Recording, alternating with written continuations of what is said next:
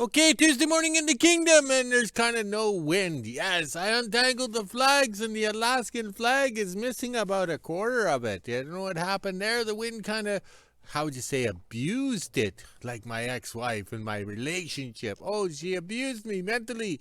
Oh, took me out psychologically. Yeah, and then the lawyers did that too, until there was no money left. All right, back to regular schedule programming. We woke up to +1 Celsius, but feels like -2. And they're forecasting snow for tomorrow. Yes, tomorrow.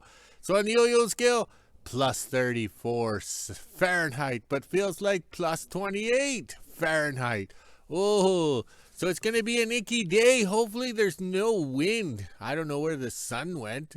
I don't know. Maybe we don't get it for the next month. Yes, just like those guys way up north. But look at that. The yard is drying up. Pretty soon I can wear my dress shoes outside. My slip-on slippery shoes. Yes. All right, we'll scroll some more. And look at that. There's no ruts in the yard for the first time in almost 30 years. Usually we're wandering around trying to do stuff and making a mess. This is nice. Doing these little projects. All right. The farm wagon. We're going to call it the farm wagon because I don't think we can call it the combine header trailer. Yeah, because that'd be too confusing because one, there's no combines up here. So the farm trailer's coming along. Oh, the farm wagon's coming along pretty good. Hopefully we have another good day on it because it was not planned. Yes, the dogs are excited. They want to go for a run. Poop and pee everywhere. All right. So that project's coming along pretty good. I did the math last night. And that's 7 axles we've used up, plus the tires on building little trailers and wagons around for the kingdom. So that frees up a lot of space. Yes, now we're using this stuff. Yes, so that's good. Hopefully the staff will come by later after her real job to test out the wagon. Yes, the farm wagon. Give it a test to go see how it works. All right, so look at the yards drying up. I don't think we'll be welding today. We'll finish that wagon so that way it's done. Just like, not like my dad, he never finished anything. So how he had 2 kids, we can't figure that out. All right, I better go. Here comes the boss. Okay, off to an early start here in the kingdom because there's no wind and there's hardly any comments or emails to answer to today because the video was late loading up last night. But oh well, we got the video up. That's the main thing. We do a daily video upload. So we marked out where we want the pipes to go across. Okay, so we want them to go across there to keep the pallet from moving back. We don't want the pallet sitting up on the pipes. So we're going to space it out here. And I got the front all figured out thanks to Jack Daniels, but we'll get into that probably later this afternoon. So this morning, sorry about that. All right, so this morning we grabbed some pipe and we're going to have to do the notchies. Yes, do the notch with the plasma cutter. So we'll be doing that inside the shop this morning. Well, it's chilly out here, and then we can come out this afternoon and weld. I think we'll be bringing the electric welder out, because the exhaust pipe right there was annoying yesterday. So if we bring the electric one out, we don't have to work or breathe the fumes sort of thing. And this is the only dry spot in the yard sort of thing. So once it warms up, we'll have the melting river of water flowing through here, just like that. All right, let's get to work. We got lots to do today because we want the staff to pull this thing through the wilderness to see how it works. Okay, I'm behind the house here and I want to demonstrate this trailer here. Okay, this is a Norberg's manufacturing trailer from Glenboro, Manitoba. These guys made quality products and I bought them until they went out of business. I bought 2 quad trailers and 3 or 4 tandem trailers plus this one. So this is a 2006 utility trailer, as they call it. It tips or dumps or something like that. But when we bought it brand new in 2006, we paid $2,600 for it, and we financed it to get a credit rating because at the end of the world, you can't get credit ratings because your job, your house, your anything has no equity. So the biggest problem with this trailer was the wheel dust cups got knocked off when you're fishtailing on the greasy so-called road up here when you're heading back in. So we finally got smart and put these caps on, and that protects the dust cover from getting ripped off. So this trailer has gone through 2 axles. All right, so the people are nice enough to borrow this trailer because it tows nice, and then they return it with the wheel off or on the tow truck. Okay, so that's when I gave up. Nobody's borrowing it anymore. That's where it can sit, and we'll tow it behind the quad or the vehicles. Okay, but it's handy to go over the road. So the first thing we did when we bought it was we mounted the spare tire like this. Angle iron underneath and 2 bolts to hold it on that are never seized into place because the spare tire falls off. And also too, we put the under rod here. That happened on the first day it got here in the kingdom. That's the first thing we did to this trailer. And we credit the spare tire rack like that and the under rod for making this trailer last as long as it did. Because it's gone through like 2 axles, been overloaded on this so-called road, and it's hauled a lot of product in and out of the kingdom here. So it's a very good trailer. So now I'm come over here to show you what it takes to make a trailer last in the Great White North. I mean, Wilderness, Alaska. No, Northern Manitoba. I'm so confused. Also too, the farm wagon, we doubt that the quad will be able to pull it. So here's the dead giveaway on why we're building it so heavy and, heavy duty and structurally integrity or whatever. Ooh, big words that I don't know how to use. All right, that's a TD6, which is now a T6. It's got the gas motor from the States in it. So look at how wide it is. It's pretty narrow little cut, isn't it? Yeah, and we have a narrower one too because it doesn't have the wider pads. So if the quads or the ATVs can't pull the wagon, the farm wagon, we do have a hitch that fits on the back. We put the ball hitch back here. So then we can haul some serious firewood. So the wagon is to be used with the quad and to be upgraded with the little TD6 cat here. Oh, the T6 cat, because it's got the gas motor from the United States of America. Okay, to admire the view, I always have my hoe handy so I can glance over and look at the beauty of my hoe. Always nice to have your hoe around. Okay, so I use the hoe to put the trailer back up there, the farm wagon back up on the table. Okay, so we have to get this corrected, all right? So yesterday, in a fit of rage or trying to be fast, I booger welded this angle iron in, and I created my own problems like when I said I do a couple of times. So all I did was create a flex joint because this angle iron has no strength. All it does is wibbly wobbly, okay? So we're cutting the pipes, the drill steel here, to fit in as cross members, okay? So we'll be doing that in the shop, okay? So we've measured the measurements, so all the pipes are where the cross members are going to be. We have to put the pallets on to figure them out first, okay? We're not the type of people to use pen and paper to figure it out. We're visual, okay? So we have to visually see it and see how it works. So we have to cut 3 cross members, and we'll be using the gauge to gouge it out. You measure on the insides, okay? So that's the crucial thing. So that's 26.5. All right. So over here, we got out the stick. Yes, the beat me stick. All right. So we got some deflection or pre-boo into the trailer here, okay? So we're using the technical aspects of wood blocks, yes, just like the ancient people did back in the day, but they didn't use machined wood blocks. So we got some deflection.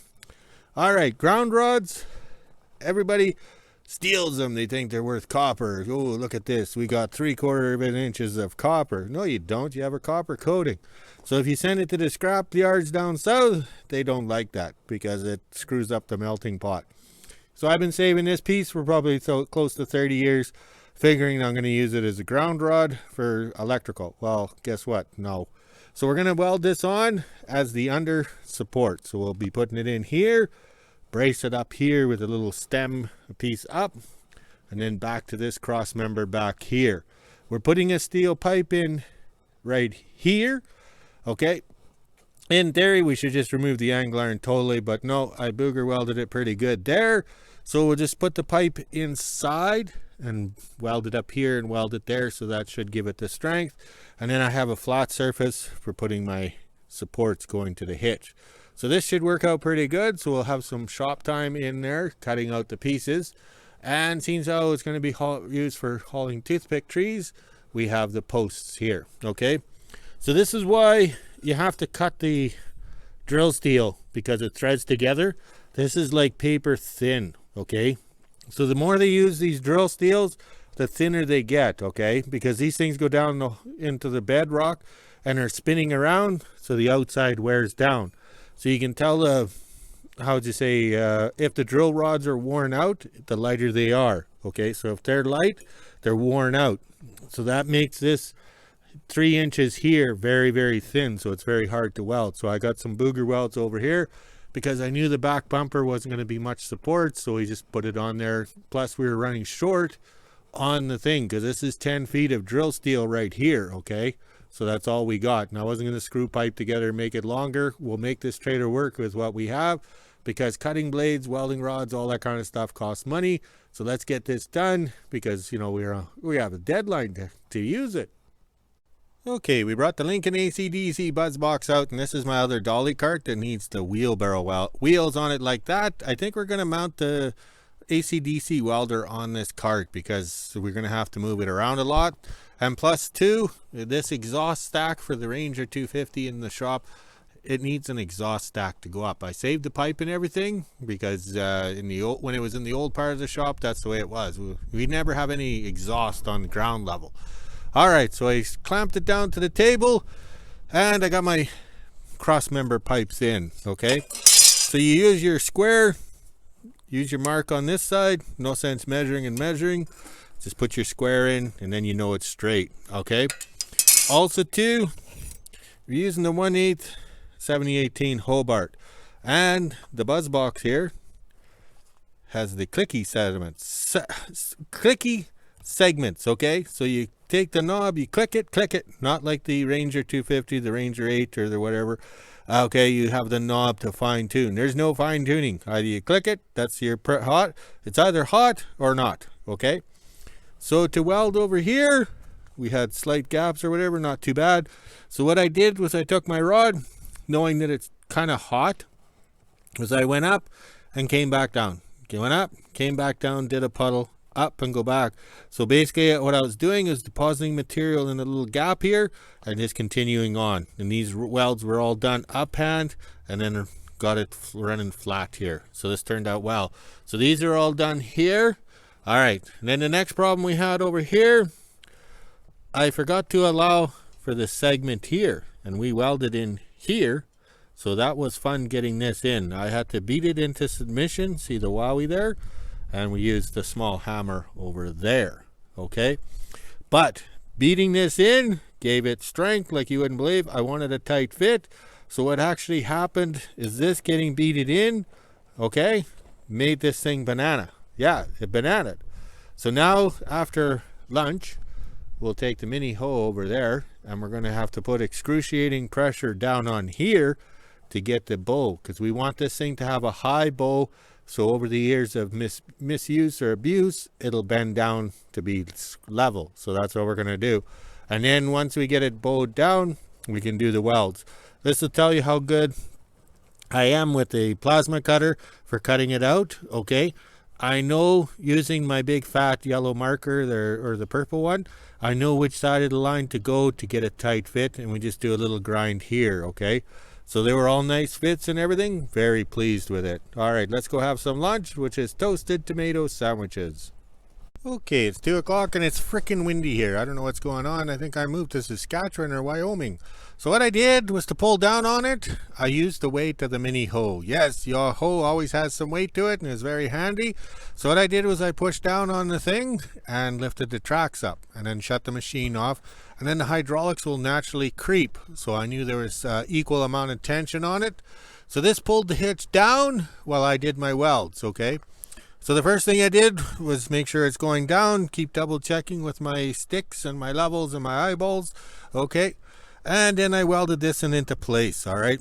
So I had to weld this to the angle iron to get it all done. Then there was a big gap here, so we used the filler rod. You can see how wide it is, okay? Then I found a piece. Yes, I found a piece, okay? So it's a pretty thick piece there. So I pushed the limits of the plasma cutter to cut this in little here, but it worked out good. So then I made sure there's tension on this copper rod. Yes, this copper will increase the resale value of the farm wagon at my estate sale. So we hammered it. You can see we did a little hammering here. And that's where you start. Anchor it good, and then you start pulling down and butt down, because you want tension on it, because it's got to be holding this trailer frame straight. And then the last and final thing you do is booger weld down here, and it worked out pretty good. So now I'll take the other chop saw blade and the other grinder with the safety guards and everything, and nip this off so it'll look presentable. All right, so this worked out pretty good. I think we're getting close to having a flip. Okay, coffee time in the kingdom, and we did one flip on the other side, so that side's done. So then we just have to weld this side, and then flop it the way it's supposed to be, and then do all the top welds. But it's actually going very well. We've been out with the grinder, so we weld a bit, grind a bit, to get rid of the past welds from the history of the material we're being used. And this is actually going rather well. We got some tight welds in here to do. Okay, so we have to do the feeder rod, because this is that paper thin threaded part. So we have to use the 3/32 rod and the feeder. And we have the front axle up there, because we got to put a plate around here. Oops, shadows, the shadow nose. Okay, so we put a plate on here, and then we can run some gussets down to give it some support, and then make a hitch on the front so the staff can give it a pull to see how it works or how it doesn't work. All right, let's go have a quick coffee and get back to work. Okay, 4:30 in the kingdom, and we got the thing welded. We got it all welded. We flipped and flipped, and weld, and we did most of it up hand. Okay, over here, we used the table and the swinging axle. Yes, the swinging axle to do everything up hand. So we got a plate on here, which will be the swivel plate. Oops, I got the burps. I just had peanuts. Oh, again. So we tried to do everything up hand, because to me, it's a lot easier. So that worked out pretty good. Oh, these peanuts are just killing me. As soon as I get the camera out, or the me phone out, I got the burps. I don't know how that works. All right, so I was able to spin it, and keep it going. And we burned the 7018 and did the up hand and stuff like that. So it turned out pretty good. So now we just have to whip up the hitch, and the staff will be back to give it a test pull. Yes, around the yard to see if it falls apart. All right, let's get work back. Oh, these lips. All right, let's get back to work. Tuesday morning in WHO-ville, and it's just after 8 a.m. and I'm getting ready to head to work. It is pretty cloudy out this morning and kind of chilly, but the sun is trying to peek through the clouds. Now it's time to head inside, finish making breakfast, let the dogs back in, and get to work. 12:30 and I'm just finishing up lunch. I had leftovers from last night. Had 8 kids this morning, and then 2 of them got sent home because they were extra sick, so hopefully they feel better soon. Now it's time to head inside, let the dogs back in, and get to work. Sure is windy out here this afternoon. Just after 4 p.m. when I made home from work. It was a pretty good afternoon. They have their new teacher starting tomorrow, so she was in the class with us this afternoon, and we were catching up, and I was showing her a few things we're doing in the class. Then we went outside and into the art room. Now it's time to head on over to the kingdom and see what my dad's up to. 4:30 and I just made it back from the kingdom. I forgot to do a video over there. I was only over at the kingdom for a couple minutes, but I have to fill up a jerry can and then wait for my dad to message so I can go back over and help him with the little trailer that he's building. We're going to do a little test run, so let's go get some fuel. 5:30, I'm just getting ready to head back over to the kingdom. I was able to fill up the jerry can here for $48. It was 29 liters and $1.67 a liter. So now let's head on over to the kingdom and see if my dad's ready to do a little test drive with the new trailer he built. 6 p.m. and I made it to the kingdom. Now it's time to head on down to the shop and see if my dad's ready to do a test drive with the new trailer he built. And then I have to put a jerry can of fuel into the loader because tomorrow Johnny should hopefully have our pallet with dog food and a few other things for us. Down at the shop now, it looks like my dad's almost ready to do a little test drive. This part here has to go into the front of the tires here. That way we can turn side to side, especially with the quad trailer. It has to be able to move around. And if we're going into the bush, it has to be able to maneuver. So now I'll go over and help him lift it, and then we'll set it into place. Just doing the final welds on the hitch here, and then we can flip it over and hook it up to the front. I already have the mini hooked up and lifted, so we just have to roll the tires and put the pin in. Then we can do a little test drive with the... And he just broke his stool. Not sure if you've seen that, but he just crushed his little stool right here. Look at all that. His favorite stool, he just broke it. Now we'll roll this into place and hook it up, and then we can do a test drive. 6:30 and now we're going to do the first little test drive with the new trailer here. I have to turn around so I can go around the front of the house since I can't get past the green toy and everything that's right here, but that's okay. I can just back up and turn around, so my dad will be recording while I'm driving around. Okay, here we go with the first test drive, and the tire's going to jam against the hitch, which we want. We want that because we know how to do it, just like the farm wagon. And there we go. The staff is smiling. Maybe she'll wave. I guess not. All right, there we go. And follow through. She's going to do a test run here. And there she goes.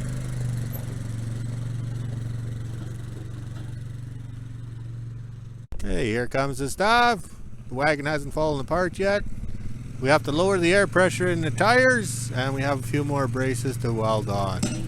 That seems to be working out. I don't know what the air pressure is in those tires. Like, it was, what, 10 years ago almost. There we go. That's working out good. Doing exactly what we wanted to do. Excellent. As you can tell, I'm not the camera guy. The staff is the camera guy. Or camera person, sorry. Alright. I think we're almost done for the day. 6:30 and I'm officially done in the kingdom. Now it's time to head on back into WHO-ville and do the weathering. Just after 6:30 and I made home from the kingdom and put the quad away. Now it's time to head inside, let the dogs out, and do the weather. 7 p.m. and this is the temperature we're sitting at today. It's 7 degrees Celsius, which is 44 degrees Fahrenheit. We even have the feels like on the bottom. It's been pretty nice out today, but that wind is picking up and it's chilling off. It's actually supposed to be raining right now. It's time to head inside, let the dogs back in, make supper, and end my day. Okay, just about 7 o'clock and we got it done. Yes, we got it done. Lots of welding, flipping, and everything. So next thing we got to do, a couple more gussets and braces, remove the brakes, lower the air pressure in the tires, and then it'll free float. This little under brace here turned out very well. Look at how solid that is. Yes, and this here, we just have to finish this off.